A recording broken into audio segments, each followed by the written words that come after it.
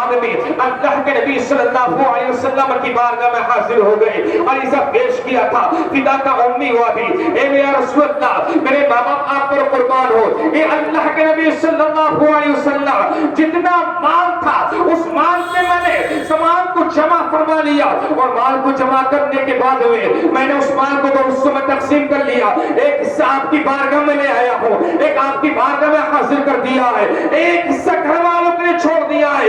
اللہ اکبر۔ اب کیا دیکھتے ہیں کہ تھوڑی دیر کے بعد میں یار حضرت ابوبکر صدیق رضی اللہ تعالیٰ عنہ تشریف لاتے ہیں۔ اب کیا دیکھا تھا کہ جتنا ساز و سامان تھا، جتنا مال تھا، جتنا سیم و زر تھا، تمام کا تمام حضرت ابوبکر صدیق رضی اللہ تعالیٰ عنہ نے لے لیا، اللہ کے نبی کی بارگاہ میں حاضر کر دیا۔ میرے نبی نے ارشاد فرمایا تھا، اے ابوبکر آخر یہ تو بتاؤ کہ تم گھر والوں کے لیے کیا چھوڑ کر آئے ہو؟ یا رسول اللہ کیا کیا مال لے کر آئے ہو میری بارگاہ میں؟ عریضہ پیش کیا تھا، اے اللہ کے نبی صلی اللہ علیہ وسلم جتنی چاندی تھی میں نے وہ بھی لے لیا، جتنا سونا تھا میں نے وہ بھی لے لیا، جتنا غلہ تھا میں نے وہ بھی لے لیا، جتنا ساز و سامان گھر کے اندر تھا میں نے تمام کو تمام لے لیا، یہاں تک کہ جتنا غلہ تھا، جتنی چیزیں تھی تمام کو لے لیا۔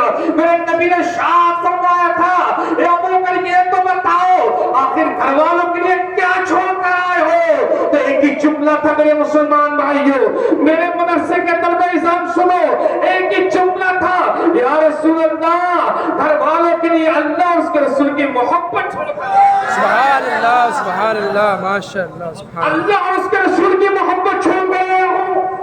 اتنا جب کہا پیارے عمر مچل گئے، آنکھوں میں آنسو آ گئے اور دل میں سوچنے لگے کاش میں آج موقع تھا، آج تو پا جاتا، لیکن آج بھی عمر سے حضرت ابوبکر سے آگے نہ بڑھ سکا۔ اللہ اکبر۔ یہ ہے حضرت ابوبکر صدیق رضی اللہ تعالیٰ عنہ، اور آپ کو بتاتا ہوا چلو یہ تو سخاوت کا عالم ہے۔ پیارے ابوبکر کا اگر ایمان دیکھو گے تو مچل جاؤ گے۔ اور میں تمہیں بخاری شریف کی حدیث پاک سناتا ہوں۔ ایک مرتبہ کیا ہوا کہ صلح حدیبیہ کے موقع پر، یہ صلح وہ تھی کہ جہاں پر میرے بھائیوں اسلام اور کفار مکہ کے درمیان صلح ہوئی۔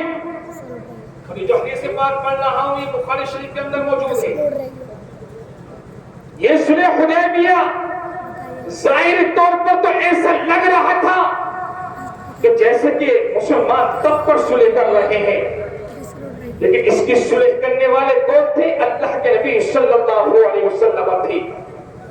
حضرات صلح یہ تھی، اور باتوں میں ایک بات یہ بھی تھی کہ اگر مکے سے کوئی کافر آئے گا، مکے سے کوئی بھاگ کر آئے گا مدینے کے اندر تو اس کو واپس کر دیا جائے گا، لیکن اگر مدینے سے کوئی جائے گا مکے کو تو واپس نہیں کیا جائے گا۔ یہ صلح ہوئی۔ ایسے لگ رہا ہے کہ ایک طرف جو صلح ہو رہی ہے، ایک طرف جو ہے دباؤ سے صلح ہو رہی ہے۔ اللہ اکبر۔ ابھی صلح کر ہی رہے تھے، اللہ کے نبی صلی اللہ علیہ وسلم عمرو بن سہیل کے ساتھ صلح فرما رہے تھے۔ اتنے میں کیا دیکھتے ہیں کہ ایک عاشق، ایک آپ کا چاہنے والا، ایک آپ کا دلدار، ایک آپ کا مچلنے والا، ایک عاشق رسول ہے جن کا نام حضرت ابو جندل ہے۔ آپ کے بارے میں ملتا ہے کہ پیڑیاں جو ہے پیروں میں لٹکی ہوئی ہے، آپ پورے جھگڑے ہوئے ہیں، مکے سے بھاگ کر آئے مدینے کی طرف، اللہ کے نبی کی قدموں میں گر گئے، سارے پتہ بولنا شروع کر دیا، اے اللہ کے نبی صلی اللہ علیہ وسلم کفار مکہ نے بڑی تکلیف دی ہے، یا رسول اللہ علیہ الصلوۃ والتسلیم، کفار مکہ نے کبھی میرے جسم پر مارتے تھے، کبھی مجھے تہتے ہوئے ریت پر لٹا دیا کرتے تھے۔ اللہ اکبر۔ اتنا جب سنا تھا تو اسی وقت میں ایک کافر جو کہ صلح کر رہا تھا جن کا نام عمرو بن سہیل تھا، اس نے کہا تھا اے اللہ کے نبی ہم نے آپ سے پہلے کہہ دیا کہ اگر مکے سے کوئی آئے گا تو آپ کو واپس کرنا پڑے گا، اور مدینے کا کوئی جائے گا تو ہم واپس نہیں کریں گے۔ یہ ابو جندل مکے سے آئے ہوئے ہیں، ان کو واپس کر دو۔ میرے نبی نے ارشاد فرمایا تھا عمرو بن سہیل سن لے، ابھی تو جو ہے ابھی تو معاہدہ ہوا بھی نہیں ہے، ابھی تو صلح ہوئی بھی نہیں ہے، ابھی تو طرفین کے دستخط ہوئے بھی نہیں ہے، ابھی تم نے یہ کیسے سوچ لیا؟ تو اسی عمرو نے کہا تھا اگر آپ اس بات کو مانتے ہو تو ٹھیک ہے، ورنہ آپ اپنی جگہ ٹھیک ہے، میں اپنی جگہ ٹھیک ہوں۔ اللہ کے نبی صلی اللہ علیہ وسلم نے اس چیز کو مان لیا ہے۔ حضرت ابو جندل کو جو واپس فرما دیا۔ صحابہ کرام کا معاملہ یہ ہے، حضرت عمر فاروق نبی کی بارگاہ میں حاضر ہوئے، حاضر ہونے کے بعد عرض پیش کیا تھا، اے اللہ کے نبی صلی اللہ علیہ وسلم، آخر یہ تو بتائیے گا کہ ہم نے صلح جو کیا وہ تب کے تو نہیں کیے، اے اللہ کے نبی یہ تو بتائیے آخر ماجرا کیا ہے، آخر معاملہ کیا ہے کہ ہم حق پر نہیں ہیں، کہ ہم حق پر نہیں ہیں، کہ آپ اللہ کے رسول نہیں ہیں۔ اتنا جب کہا تو میرے آقا کریم صلی اللہ علیہ وسلم نے ارشاد فرمایا عمر ہم ہی حق پر ہیں۔ تو کہا آپ نے یہ نہیں کہا تھا کہ ہم اس سال حج کریں گے، ہم حج کریں گے؟ میرے نبی نے ارشاد فرمایا عمر یہ تو کہا تھا ہم حج کریں گے، لیکن میں نے یہ تھوڑی کہا تھا کہ اسی سال حج کرنا ہے۔ اللہ اکبر، تاریخ یہاں تک بتاتی ہے کہ حضرت عمر فاروق رضی اللہ تعالیٰ عنہ باتیں کرنا شروع ہو گئے۔ اس کے بعد نبی کی بارگاہ سے نکلے اور نکلنے کے بعد تک پہنچ کر جن کی بات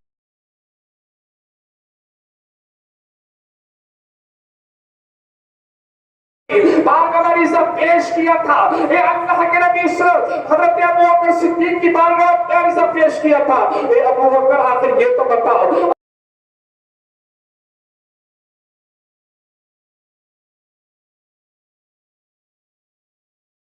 بس کیوں کر دیا گیا؟ اب حضرت ابو بکر کا ایمان سنیے، آپ ارشاد فرماتے ہیں اے عمر سنو، نبی کا دامن اپنے ہاتھوں میں تھامے رکھو، اس کے جو میرے نبی نے فرما دیا وہ بالکل حق فرما دیا۔ بے شک، سبحان اللہ، سبحان اللہ، اس کے کبھی بھی اس کے خلاف نہیں ہو سکتا۔ اس لیے میرے بھائیوں یہ ہے حضرت ابو بکر صدیق رضی اللہ تعالیٰ عنہ کا ایمان۔ اور میں آپ کو بتاتا ہوں چلو حضرت ابو بکر صدیق رضی اللہ تعالیٰ عنہ نبی پاک صلی اللہ علیہ وسلم کتنی محبت فرمایا کرتے تھے۔ ایک مرتبہ حضرت عائشہ صدیقہ رضی اللہ تعالیٰ عنہا ہے، اللہ کے نبی صلی اللہ علیہ وسلم حضرت عائشہ کے زانو مبارک پر سر رکھے ہوئے ہیں، چاندنی رات چمک رہی ہے۔ اللہ اکبر، میرے آقا کریم صلی اللہ علیہ وسلم کی بارگاہ میں حضرت عائشہ عرض کرتی ہے کہ اللہ کے نبی صلی اللہ علیہ وسلم کہ اس دنیا کے اندر، اس خاکگیتی کے اندر کیا کوئی ایسا آدمی ہے کہ جن کی نیکیاں ان تمام ستاروں کے برابر ہو؟ اللہ اکبر، دیکھیے سوال دیکھیے کتنا کٹھن ہے۔ یہاں پر عقیدہ بھی واضح فرما دیا، عائشہ جانتی تھی کہ اللہ کے نبی کو اللہ نے غیب کا علم عطا فرمایا ہے۔ عائشہ جانتی تھی، عریضہ پیش کیا تھا اے اللہ کے نبی کہ اس دنیا کے اندر کوئی ایسا انسان ہے کہ جس کی نیکیاں تمام ستاروں کے برابر ہو؟ میرے آقا نے یہ نہیں فرمایا اے عائشہ تم کیا کہہ رہی ہو؟ میرے نبی نے ڈانٹا نہیں، میرے نبی نے منع نہیں فرمایا، بلکہ مسکرا کر ارشاد فرمایا تھا ہاں عائشہ، اس دنیا کے اندر ایک انسان وہ بھی ہے کہ جن کی نیکیاں ان تمام ستاروں کے برابر ہیں، اور وہ کوئی اور نہیں ہے بلکہ وہ حضرت عمر فاروق رضی اللہ تعالیٰ عنہ ہے۔ اس سے پتہ چل گیا میرے نبی یہ بھی جانتے ہیں کہ کس کے پاس میں کتنی نیکی ہے، میرے نبی یہ بھی جانتے ہیں کہ آسمان میں کتنے ستارے ہیں۔ اسی سے پتہ چل گیا کہ اللہ کے نبی صلی اللہ علیہ وسلم کی بارگاہ میں دوسرا سوال پیش کیا تھا۔ دوسرا سوال یہ تھا کہ اے اللہ کے نبی، کیا میرے باپ حضرت ابو بکر صدیق رضی اللہ تعالیٰ عنہ کی نیکیوں کا کیا عالم، ان کی نیکیوں کا کیا عالم؟ میرے نبی مسکراتے ہیں اور مسکرانے کے بعد ارشاد فرمایا اے عائشہ سنو، تمہارے باپ ابو بکر کی ایک نیکی عمر کی تمام نیکیوں کے برابر، سبحان اللہ، تمام نیکیوں کے برابر۔ اس سے پتہ یہ چلا کہ اللہ کے نبی صلی اللہ علیہ وسلم جانتے ہیں کہ کس کے پاس میں کتنی نیکیاں ہیں۔ میرے نبی یہ بھی جانتے ہیں کہ آسمان کے اندر کتنی نیکیاں ہیں۔ میرے نبی یہ بھی جانتے ہیں کہ کس کی نیکی میں کتنا وزن ہے۔ اللہ کے نبی یہ بھی جانتے ہیں کہ ابو بکر کی ایک نیکی کا عالم کیا ہے۔ اس لیے تو اعلیٰ حضرت فرماتے ہیں اور کوئی خیر کیا تم سے میہا ہو بھلا، اور کوئی خیر کیا تم سے نیہا ہو بلا، جب نہ خدا ہی چھپا تم پہ کروڑوں درود۔ حضرات محترم، یہ ہے حضرت ابوبکر صدیق رضی اللہ تعالیٰ عنہ۔ اگر ایمان کا معاملہ دیکھیں گے تو ایمان میں بھی اکبر ہے، اگر آپ سخاوت کا معاملہ دیکھیں گے تو سخاوت میں بھی کوئی آپ کے مقابل نہیں ہے، اگر آپ جو ہے آپ ان کی بہادری دیکھیں گے تو بہادری میں کوئی مقابلے میں نہیں آتا۔ اس کے بعد میں حضرت ابوبکر صدیق رضی اللہ تعالیٰ عنہ کا دور خلافت جو ہے آپ کی طبیعت علیل ہوتی ہے، اور اس کے بعد میں آپ وصال فرماتے ہیں۔ آپ کے بعد میں دوسرے خلیفہ جو بنے وہ حضرت عمر فاروق رضی اللہ تعالیٰ عنہ بنے۔ اور عمر فاروق رضی اللہ تعالیٰ عنہ کہ جن کے تعلق سے میرے نبی نے ارشاد فرمایا تھا عمر وہ ہے کہ جس راستے سے عمر گزر جایا کرتے ہیں شیطان کی راستہ چھوڑ کر بھاگ جایا۔ سبحان اللہ سبحان اللہ۔ یہ ہے حضرت عمر فاروق رضی اللہ تعالیٰ عنہ۔ آنکھ کے بارے میں ملتا ہے کہ اگر کوئی نیتا چن لیا جائے، کوئی اگر نیتا چن لیا جائے تو حالت یہ ہوتی ہے کہ وہ اپنا گھر بنا لے سکتا ہے۔ حالت یہ ہوتی ہے کہ وہ جو ہے اپنی مرضی کے مطابق کام کرتا ہے۔ اے عمر، اور عمر کی زندگی کو اٹھا کر دیکھو، عمر کون ہے کہ جب رات کا سناٹا ہوتا تھا پوری امت سویا کرتی تھی۔ عمر جو ہے آپ بادشاہ ہو کر، آپ خلیفہ دوم ہو کر آپ سویا نہیں کرتے تھے، بلکہ آپ دن بھر جو ہے مقدمات کا فیصلہ فرماتے۔ رات کا سناٹا ہوتا تو آپ اپنے جسم پر کپڑے کو تبدیل فرماتے، اور تبدیل فرمانے کے بعد میں آپ نکل جایا کرتے تھے گلیوں کی طرح۔ اللہ اکبر، ایک مرتبہ نکلے ہیں، آپ کیا دیکھتے ہیں کہ ایک گھر سے بچوں کی رونے کی آواز آ رہی تھی، بچوں کی بلکنے کی آواز آ رہی تھی، بچوں کی تڑپنے کی آواز آ رہی ہے۔ حضرت عمر فاروق رضی اللہ تعالیٰ عنہ نے ارشاد فرمایا تھا اپنے غلام سے، اے غلام جا کر دیکھو تو صحیح آخر کیا معاملہ ہے کہ بچے کیوں تڑپ رہے ہیں، بچے کیوں بھی لگ رہے ہیں۔ اللہ اکبر، جب اتنا جب کہا ہے غلام گئے ہیں، اندر جا کر دیکھا تو ایک خاتون موجود ہے، ایک خاتون رو رہی ہے اور ان کے بچے بلک رہے ہیں۔ تاریخ بتاتی ہے جب خاتون سے انہیں غلام نے کہا کہ آخر یہ تو بتاؤ کہ آخر یہ بچے رو کیوں رہی ہیں، یہ بچے رو کیوں رہے، اس کی وجہ کیا ہے؟ کہا وجہ یہ ہے کہ آج 3 دن ہو گئے ہیں ان بچوں نے کچھ کھایا نہیں ہے، ان بچوں نے کچھ پیا نہیں ہے، ان بچوں نے جو اپنی زندگی اسی طریقے سے گزار رہے ہیں۔ اللہ اکبر، حضرت عمر فاروق رضی اللہ تعالیٰ عنہ تشریف لے آتے ہیں۔ جیسے اندر تشریف لائے اس کے بعد میں کیا ہوا کہ آپ نے اپنے غلام سے فرمایا اسلم سے، اے غلام چلو جلدی سے میرے ساتھ چلو۔ اور چلنے کے بعد میں آپ بیت المال گئے، اور جانے کے بعد آپ نے ایک بوری لی اور لینے کے بعد میں اپنی پشت پر رکھی۔ غلام نے کہا تھا حضور غلام آپ کا حاضر ہے، غلام آپ کے پاس میں موجود ہے۔ اے آقا آپ یہ جرات نہ کریں، اے آقا آپ اپنی پیٹھ پر یہ بوری نہ لادیں۔ اے اللہ کے نبی ہے، اے عمر فاروق رضی اللہ تعالیٰ عنہ، آپ مجھے حکم ارشاد فرمائے تاکہ اس بوری کو میں لے لوں۔ حضرت عمر فاروق رضی اللہ تعالیٰ عنہ نے ارشاد فرمایا تھا، اے اسلم کہ حشر کے دن بھی میرا بوجھ اٹھا لو گے، کہ میرا بوجھ تم اٹھا لو گے۔ آج عمر کو اٹھانے دو، اس لیے کہ جتنا بچے ہوئے ہیں عمر کو تکلیف اتنی پہنچی ہے۔ اللہ اکبر، آپ نے اپنی پیٹھ پر بوری کو لیا، لادنے کے بعد میں سیدھے گئے ہیں۔ حضرت عمر فاروق کا آپ طریقہ دیکھیے کہ آپ نے اسی آٹے کو لیا اور لینے کے بعد میں گولنا شروع کر دیا، پھر روٹی بنانا شروع کر دی۔ اور ایک خاتون سے کہا تھا کہ آگ جلایا جائے۔ جب آگ جل گئی ہے اور روٹی اس کے اندر موجود، آگ جل گئی، روٹی پکا رہے ہیں۔ حضرت عمر فاروق رضی اللہ تعالیٰ عنہ آپ کا بھی بھوکے مار رہے ہیں۔ اس کے بعد میں کھانا تیار ہو گیا، انہیں بچوں کو کھانا کھلانا شروع کر دیا۔ اب بچوں کو ہنسانے کے لیے جتنا روئے ہیں وہ جتنے روئے ہیں بچے حضرت عمر فاروق رضی اللہ تعالیٰ عنہ انہیں ہنسانے کے لیے بے چین ہو گئے، کبھی گھوڑا بن کر دکھاتے ہیں، کبھی ہنسانے کے لیے تیار ہیں تاکہ یہ بچے مسکرا جائیں، یہ بچے ہنس جائیں تاکہ عمر کی محنت قبول ہو جائے۔ اللہ اکبر، ہسٹری بتاتی ہے، تاریخ بتاتی ہے، اس کے بعد میں بچوں نے شکم شیر ہو کر کھانا کھا لیا، بچے شکم شیر ہو گئے، اور اس کے بعد میں جب حضرت عمر فاروق رضی اللہ تعالیٰ چل لگے، اسی خاتون نے کہا تھا اے اللہ آپ کی جگہ، اللہ عمر کی جگہ اس انسان کو خلیفہ دوم بنا دے۔ تب حضرت عمر فاروق کی آنکھوں سے آنسو نکلے تھے، آپ نے ارشاد فرمایا تھا اے خاتون عمر کوئی اور نہیں ہے، جو آپ کے سامنے موجود ہے وہی عمر فاروق رضی اللہ۔ سبحان اللہ، ماشاءاللہ۔ اس طریقے سے میرے بھائیوں حضرت عمر فاروق رضی اللہ عنہ نے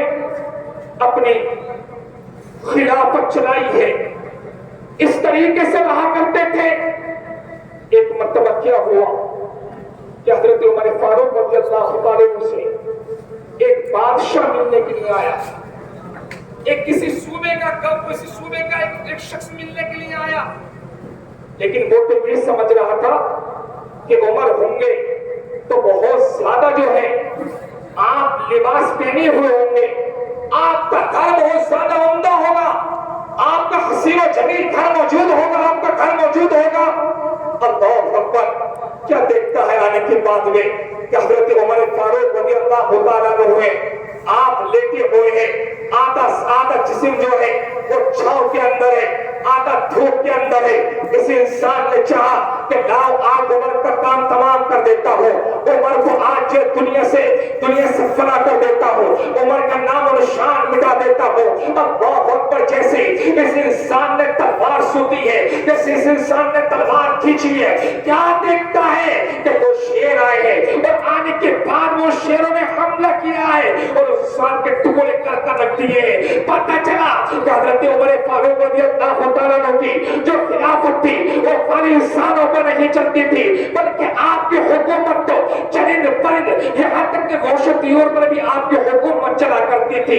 یہی عمر فاروق رضی اللہ تعالیٰ عنہ آپ کے بارے میں ملتا ہے کہ حضرت عمر فاروق رضی اللہ تعالیٰ عنہ آپ خلیفہ دوم ہیں، آپ نے ایسی خلافت قائم فرمائی ہے کہ یہاں تک کہ کوئی بھی کسی انسان کو کوئی ستا نہیں سکتا، کوئی کسی کو برا بھلا نہیں کہہ سکتا، کوئی ان کی دور حکومت میں کسی کا کچھ بگاڑ نہیں سکتا۔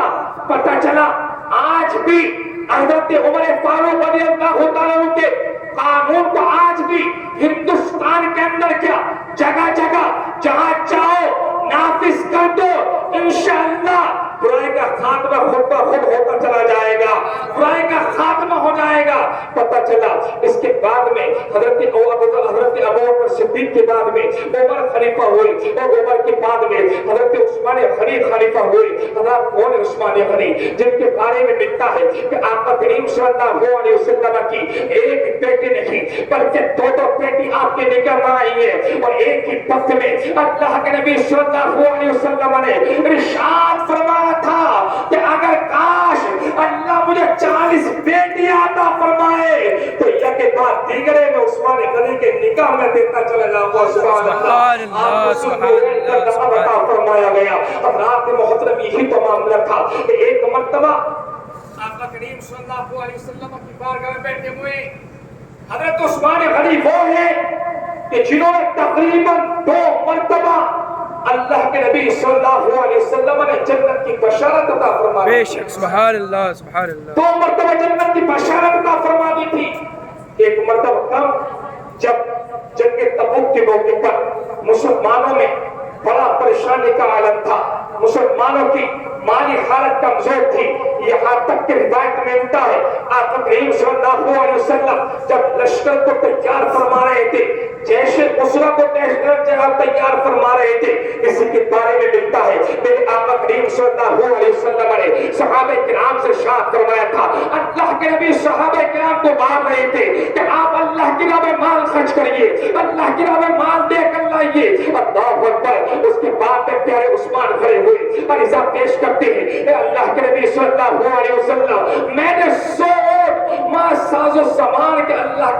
میں خرچ کیے ہیں، میں اس کے لیے آپ کو عطا فرماتا ہوں۔ میرے نبی نے پھر تقریر شروع فرما دی، ابھی 100 اونٹ سے کام نہیں چلا، پھر اس کے بعد میں 200 اونٹ، 300 اونٹ، یہاں تک کہ روایتوں میں ملتا ہے کہ 1000 اونٹ ماں ساز و سامان کے حضرت عثمان غنی نے اللہ کی بارگاہ اللہ کی راہ میں دیے ہیں۔ اس کے بعد میرے نبی نے ارشاد فرمایا تھا، ایک ہی جملہ ارشاد فرمایا تھا کہ عمر اس کی بعد میں، عمر اس کے بعد میں جو بھی کچھ کریں گے اللہ رب العزت اس کو معاف فرما دے گا۔ عمر جو حضرت عثمان غنی جو بھی کریں گے اللہ معاف فرما دے گا۔ بتانے کا مقصد یہ ہے کہ حضرت عثمان غنی نے ایک مرتبہ نہیں بلکہ 2 مرتبہ جنت خریدی ہے۔ ایک مرتبہ تو یہ ہے، دوسری مرتبہ پیر روما کا معاملہ ہے، پیر روما کا معاملہ ہے۔ اس کے بارے میں ملتا ہے کہ ایک مرتبہ حضرت عثمان غنی رضی اللہ تعالیٰ عنہ جب مدینے میں تشریف لائے ہیں تو اس کا جو مالک تھا وہ ایک یہودی تھا۔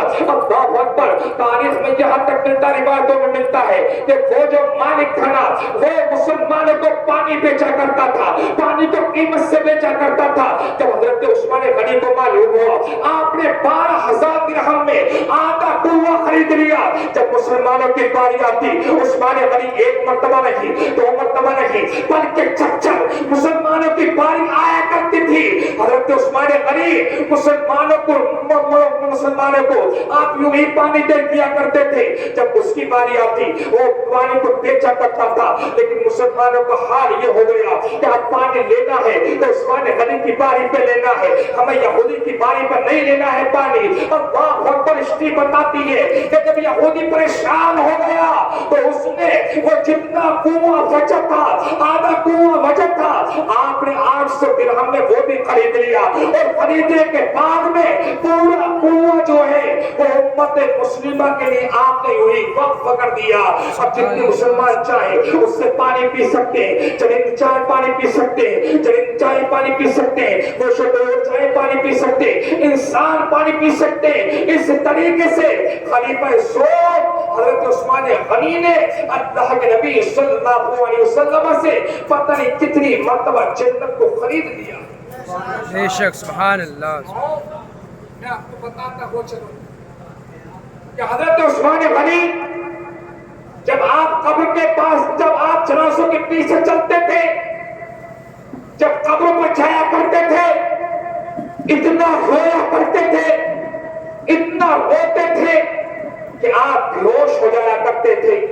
میں پوچھنا چاہتا ہوں، ہمارے پاس میں تو نمازیں بھی نہیں ہے، ہمارے پاس میں تو روزے بھی نہیں ہے، ہمارے پاس میں تو نیک اعمال بھی نہیں ہے، ہمارے پاس میں تو اوراد و وظائف بھی نہیں ہے، ہمارے پاس میں کوئی چیز موجود نہیں ہے، لیکن عثمان غنی تو وہ ہے کہ جن کو ایک مرتبہ نہیں، 2 مرتبہ نہیں، کئی مرتبہ اللہ کے نبی نے جنت کی بشارت عطا فرما دی تھی۔ آپ نے رونے کی وجہ کیا ہے میرے پیاروں؟ تو سنو، حضرت عثمان غنی رضی اللہ تعالیٰ عنہ سے کسی نے عریضہ پیش کیا تھا، اے عثمان غنی آخر یہ تو بتائیے کہ آخر آپ کی رونے کی وجہ کیا، اتنا کیوں روتے ہیں؟ عثمان غنی ارشاد فرماتے ہیں، اے لوگوں سنو، میں قبر سے پناہ مانگتا ہوں۔ قبر وہ جگہ ہے کہ اگر انسان یہاں پر کامیاب ہو گیا تو سمجھ لو ہر جگہ کامیاب ہو جائے گا، اور اگر یہاں پر فیل تو ہر جگہ فیل ہو جائے گا۔ میں اپنے طلبہ اعزاز کو سمجھانا چاہتا ہوں، آج پیغام لے کر جاؤ یہاں سے، شہید اعظم کانفرنس سے پیغام لے کر جاؤ کہ آج سے ہم نمازیں نہیں چھوڑیں گے، ہم نماز پڑھیں گے تو سنت کے مطابق پڑھیں گے، نفل نماز بھی پڑھیں گے، سنت بھی پڑھیں گے، اس لیے کہ وقت کا کوئی پتہ نہیں ہے، زندگی کا کوئی پتہ نہیں ہے۔ آج ہم یہاں پر بیٹھے ہیں، کل یہاں پر ہو یا نہ ہو۔ بہرحال تیسرے خلیفہ حضرت عثمان غنی کی خلافت دور آپ چلتا چلا گیا، اس کے بعد میں آپ کی خلافت مکمل چوتھے خلیفہ جو بنے تھے وہ حضرت علی شیر خدا رضی اللہ تعالیٰ عنہ، انہوں نے علی شیر خدا رضی اللہ تعالیٰ عنہ آپ کے بارے میں ملتا ہے کہ پیارے آقا کریم صلی اللہ علیہ وسلم کے داماد ہیں، اور حضرت حسنین کریمین کے آپ والد محترم ہیں، حضرت فاطمہ الزہرا رضی اللہ تعالیٰ عنہ کے شوہر ہیں، اور ہے حضرت علی شیر خدا رضی اللہ تعالیٰ عنہ، جن کے بارے میں اللہ کے نبی صلی اللہ علیہ وسلم نے ارشاد فرمایا تھا انا مدینۃ العلم وعلی البابھا، میں ان کا شہر ہوں، علی اس کا دروازہ ہے۔ پتہ چلا اگر دروازے میں آپ کو علم میں داخل ہونا ہے تو پہلے دروازے پر آنا پڑے گا۔ اللہ کے نبی صلی اللہ علیہ وسلم نے اپنا آپ کو علم کا شہر فرمایا ہے، علی کو ان کا دروازہ بیان فرمایا ہے۔ انہوں نے علی شیر خدا، علم میں کوئی جواب نہیں، کمال میں کوئی جواب نہیں، طاقت میں کوئی جواب نہیں، ہنر میں کوئی جواب نہیں، کوئی آپ کے مقابلے میں نہیں ہے۔ دنیا میں کوئی انسان کتنے پیدا ہوئے لیکن کسی کا نام ہوتا ہے تو شریف ہوتا ہے، کسی کا نام ہوتا ہے تو نام ہوتا ہے تو بکر ہوتا ہے، کسی کا نام ہوتا ہے تو خلیل ہوتا ہے، لیکن علی وہ ہے کہ جن کا نام رکھا گیا تو علی شیر خدا رکھا گیا، خدا کا شیر نام رکھا گیا ہے۔ پتہ چلا کون ہے علی۔ حضرات محترم آپ کے بارے میں ملتا ہے کہ آپ جس جنگ میں جایا کرتے تھے اس جنگ کو منٹوں میں سیکنڈ میں ختم کر دیا کرتے تھے۔ جس مقابلے میں جاتے کوئی آپ کے مقابلے میں آنے کے لیے تیار نہیں۔ ایک مرتبہ ایک پہلوان جو بہت زیادہ گھمنڈی پہلوان تھا، غرور کرتا تھا اپنے اوپر، اپنے سامنے کسی کی کوئی جرات نہ سمجھتا تھا، اپنے سامنے کسی کی کوئی حیثیت نہ سمجھتا۔ اللہ اکبر، وہی جس کا نام عمرو بن خود ہے، یہ ایسا پہلوان تھا کہ جس کے بارے میں ملتا ہے کہ 1000 پہلوانوں سے لڑنے کی طاقت خود رکھتا تھا۔ اللہ اکبر، اسی نے مسلمانوں کو چیلنج دیا تھا، ہے کوئی میرے مقابلے میں آنے والا، ہے کوئی مجھ سے جنگ کرنے والا، ہے کوئی مجھ سے لڑائی کرنے کے والا؟ تو اتنے صحابہ کرام میں اگر کوئی اٹھا ہے تو کوئی اور نہیں ہے، وہ اللہ کا خدا کا شیر حضرت علی ہے۔ آپ مقابلے میں آئے ہیں، عمر بن خود کے مقابلے میں جیسے ہی آئے، عمر بن خود نے کہا تھا، اے میرے بچے، میں تجھ سے مقابلہ کرنا نہیں چاہتا، تیرے بڑوں میں اگر کوئی ہے تو وہ مقابلے آ جائے۔ خدا نے ارشاد فرمایا تھا، ذرا میرا مقابلہ کر تو دیکھنا صحیح، میرے مقابلے آ تو دیکھنا صحیح، دیکھ تجھے کیسا مزہ چکھاتا ہوں۔ تاریخ میں آتا ہے جب عمرو بن خود ان کے مقابلے میں آیا ہے، جب آپ نے ذوالفقار حیدری کو، جب آپ نے ذوالفقار کو جب آپ نے حرکت دی ہے تو عمرو بن خود کے لوگوں نے دیکھا تھا، مدینے کے لوگوں نے دیکھا تھا کہ عمرو بن خود کے دو ٹکڑے ہوتے ہوئے دو ٹکڑے ہو گئے اور زمین پر گر جاتا ہے۔ تمام میں نعرے تکبیر، نعرے رسالت کے نعرے لگنے شروع ہو جاتے ہیں۔ یہ آپ کی طاقت کا کوئی عالم نہیں ہے، آپ کی جو علم کا کوئی عالم نہیں ہے، آپ کی کرامت کا بھی کوئی عالم نہیں ہے۔ آپ کو میں بتاتا ہوں، چلو مسلمانوں کے درمیان بہت ساری جنگ ایسے ہوئی جن کو جنگ جبل کہا جاتا ہے، جنگ صفین کہا جاتا ہے، اور بھی جنگیں ہوئی، لیکن میں آپ کو بتاؤں اس میں ہمیں اور آپ کو پڑھنے کی ضرورت نہیں ہے۔ صحابہ اکرام کا معاملہ تھا، وہ جانے، اللہ جانے، اس کا رسول جانے۔ بہرحال میں عرض یہ کر رہا تھا، جنگ صفین کے موقع پر حضرت علی شیر خدا رضی اللہ تعالیٰ عنہ آپ جا رہے ہیں، اچانک کیا ہوا کہ شدت کی پیاس لگی ہے، آپ ایک جگہ آپ نے پاؤں ڈالا اور قریب میں جو گھر، ایک راہب کا گھر موجود تھا، ایک راہب کا گھر موجود، اس راہب سے آپ کے ایک ساتھی نے پوچھا تھا، اے راہب آخر یہ تو بتاؤ کہ یہاں پر کوئی پانی کا چشمہ موجود ہے، کوئی پانی کا کوئی اسباب موجود ہے؟ اور راہب نے کہا تھا یہاں پر تو نہیں ہے، لیکن یہاں سے 5-6 کلومیٹر 2 میٹر دور چلے جاؤ، وہاں پر ایک پانی کا چشمہ موجود ہے۔ اللہ اکبر کا جب کہا تو تمام صحابہ مچل گئے ہیں، لیکن حضرت علی شیر خدا رضی اللہ تعالیٰ عنہ نے آپ نے غور و فکر دیا اور اپنے صحابہ سے ارشاد فرمایا کہ یہاں پر پانی موجود ہے، اس جگہ کو کھودا جائے۔ جب جگہ کو کھودنا شروع کر دیا تو وہاں پر ایک پتھر موجود تھا، اللہ اکبر، وہ پتھر لوگوں نے ہٹانا چاہا لیکن ہٹا نہ سکتے تھے، لیکن یہ خدا کا شیر ہے، یہ علی شیر خدا ہے۔ آپ نے اپنا ہاتھ جیسے اس کو لگایا ہے، قسم خدا کی پتھر ہٹ گیا، اب میٹھا چشمہ جاری ہو گیا، صاف و شفاف پانی جاری ہو گیا۔ اب جنگ اس سے پیتے، پرند اس سے پیتے، انسان اس سے پیتے، گوشتیوں اس سے پیتے۔ وہ راہب دیکھ رہا تھا اور آن کر قدموں میں گر گیا۔ تو آپ کہا حضور آپ یہ بتائیے آپ کا نام کیا ہے؟ کہا میرا نام علی شیر خدا ہے۔ کہا یہ بتائیے آپ نبی ہیں؟ کہا میں نبی نہیں ہوں۔ کیا آپ یہ بتائیے کہ کچھ نبی کے رشتہ داری میں لگتے ہیں کہ ہاں میں نبی کے رشتہ داری میں یہ ہوں کہ میں نبی کا داماد ہوں، فوراً ہاتھ پر فوراً قدموں میں گر گیا اور گر کر علی سے پیش کیا تھا، اے علی شیر خدا مجھے جلدی کلمہ پڑھائیے، اور کلمہ پڑھا تھا لا الہ الا اللہ محمد رسول اللہ صلی اللہ علیہ وسلم، کلمہ پڑھا فوراً حضرت علی شیر خدا نے ارشاد فرمایا تھا آخر لائن یہ تو بتاؤ آخر تم نے کیا دیکھا تھا، آخر کیا دیکھا کہ تم نے کلمہ پڑھ کر مسلمان ہو گئے، اس کی وجہ کیا ہے؟ تو راہب نے کہا تھا میں نے کتب تواریخ میں پڑھا ہے، میں نے اپنی کتابوں میں پڑھا ہے کہ اس پتھر کو جو ہٹا سکتا ہے یا تو نبی ہٹا سکتا ہے یا پھر نبی کا کوئی رشتہ دار ہٹا سکتا ہے، اس پتھر کو کوئی اور نہیں ہٹا سکتا۔ میں سمجھ گیا کہ آپ نے پتھر ہٹا دیا ہے تو آپ نبی کے کوئی نہ کوئی رشتہ دار ضرور موجود ہے۔ اتنا جب کہا علی شیر خدا کی آنکھوں میں آنسو جاری ہو گئے، آپ زر قطع رونا شروع کر دیا، اللہ کی بارگاہ میں سرو سجود ہو گئے اور رب کی بارگاہ میں آپ نے ہاتھوں کو اٹھایا اور اٹھانے کے بعد رب کائنات کی بارگاہ میں عزت پیش کیا، اے اللہ عمر تیرے رجسٹر میں عمر کا نام لکھا ہوا ہے، اس کا مطلب عمر کا نام لکھا ہوا ہے۔ میرے بھائیو اس طریقے سے حضرت ابو بکر صدیق کی خلافت رہی، وہ خلیفہ اول بنے، حضرت عمر فاروق خلیفہ دوم بنے، حضرت عثمان غنی خلیفہ سوم بنے، اور حضرت علی شیر خدا رضی اللہ تعالیٰ عنہ خلیفہ چہارم بنے۔ یہی ترتیب ہے، اسی ترتیب پر ہم اور آپ کا عقیدہ ہے، اسی پر ایمان ہے۔ اب اگر کوئی یہ کہتا ہے مسجد کے اندر علی کا پہلا نمبر، تو کہنا علی کا پہلا نمبر نہیں ہے، تمام مسجد کے اندر علی کا پہلا نہیں، بلکہ اگر نمبر پہلا ہے تو وہ ہے حضرت ابو بکر صدیق رضی اللہ تعالیٰ عنہ کا نمبر پہلا ہے۔ ایک بات بتاؤں میں آپ کو، بس تھوڑی سی بات، ٹائم ہو گیا۔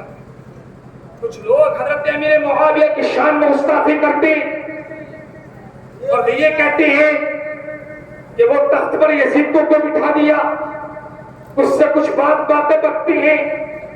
عمر فاروق کے تعلق سے یہ کہتے ہیں انہوں نے خلافت غصب کر لی، حضرت ابو بکر کے تعلق سے یہ کہتے ہیں خلافت غصب کر لی۔ لیکن بھائیوں اللہ کے نبی صلی اللہ علیہ وسلم نے حدیث پاک کے اندر ارشاد فرمایا اصحابی کا نجوم فبأیہم اقتدیتم اہتدیتم، میرے صحابہ تمام ستاروں کی مانند ہے، تم جن کی بھی پیروی کرو گے ہدایت پا جاؤ گے۔ اور ایک جگہ اللہ نے ارشاد فرمایا وَكُلًّا وَعَدَ اللَّهُ الْحُسْنَى، اللہ نے تمام صحابہ سے جنت کا وعدہ فرما لیا ہے۔ پتہ چلا صحابی جو بنتا ہے وہ نمازوں سے نہیں، روزوں سے نہیں، حج و زکات سے نہیں، صلاۃ و وظائف سے نہیں، کسی اور چیز سے نہیں، بلکہ صحابی جو بنا کرتا ہے وہ اعمال کی بنا پر نہیں، بلکہ صحابی بنتا ہے تو نگاہ نبوت کی بنا پر بنا کرتا ہے۔ سبحان اللہ سبحان اللہ، بے شک سبحان اللہ۔ دعا کہ مولا میرے کہنے میں آپ لوگ سننے میں جو غلطی خانی باقی ہو گئی ہو، مولا اس کو اپنے حبیب کے صدقے سے معاف فرمائے۔ استغفر اللہ ربی من کل ذنب واتوب الیہ، کلمہ طیبہ لا الہ الا اللہ محمد رسول اللہ صلی اللہ علیہ وسلم۔